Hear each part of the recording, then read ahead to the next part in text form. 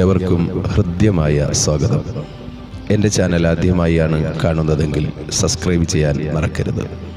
ഈ അറിവുകൾ മറ്റുള്ളവരിലേക്ക് എത്തിക്കാൻ ഷെയർ ചെയ്യുക. നമ്മുടെ ജീവിതത്തിൽ വിജയിക്കണമെന്നുണ്ടെങ്കിൽ ഈ ഒരു 5 കാര്യങ്ങൾ ശ്രദ്ധിച്ചാൽ മതിയാകും.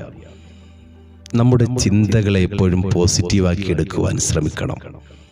കാരണം ചിന്തകളിൽ നിന്നുമാണ് നമ്മുടെ വാക്കുകൾ ഉടലെടുക്കുന്നത്.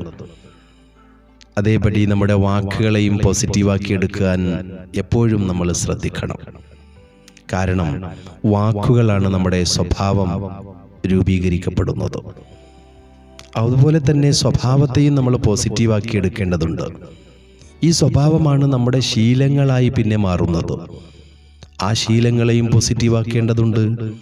കാരണം ശീലങ്ങളാണ് നമ്മുടെ യോഗ്യതയെ നിർണയിക്കുന്നത്, യോഗ്യതയെ തീരുമാനിക്കുന്നത്.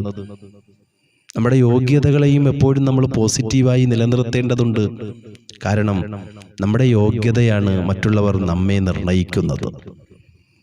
അപവാദങ്ങളെയും ആരോപണങ്ങളെയും അതിനെ അർഹിക്കുന്ന പരിഗണനയോടെ അവഗണിക്കുക തന്നെ ചെയ്യണം. ഇച്ഛാശക്തിയുള്ള, തളരാൻ തയ്യാറല്ലാത്ത ഒരു മനസ്സുണ്ടാക്കിയെടുക്കണം. എപ്പോഴും തളരുന്നില്ല എന്ന് മനസ്സിലായാൽ തകർക്കാനിറങ്ങുന്നവർ നിശബ്ദരായി മടങ്ങുക തന്നെ ചെയ്യും. ആരെയും തോൽപ്പിക്കാൻ ഇറങ്ങേണ്ടതില്ല ഒരിക്കലും.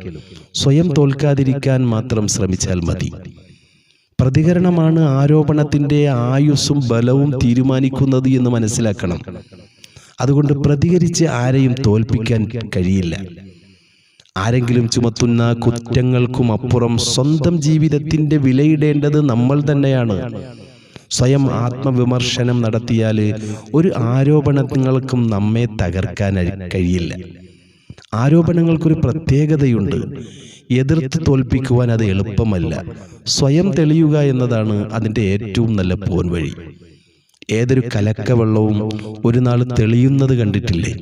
അതുപോലെ എല്ലാ ആരോപണങ്ങളും അവകളുടെ പടിപടിയായ ഘടനകളിൽ സഞ്ചരിച്ച് സത്യത്തിലേക്ക് അത് നടന്നടുക്കുക തന്നെ ചെയ്യും.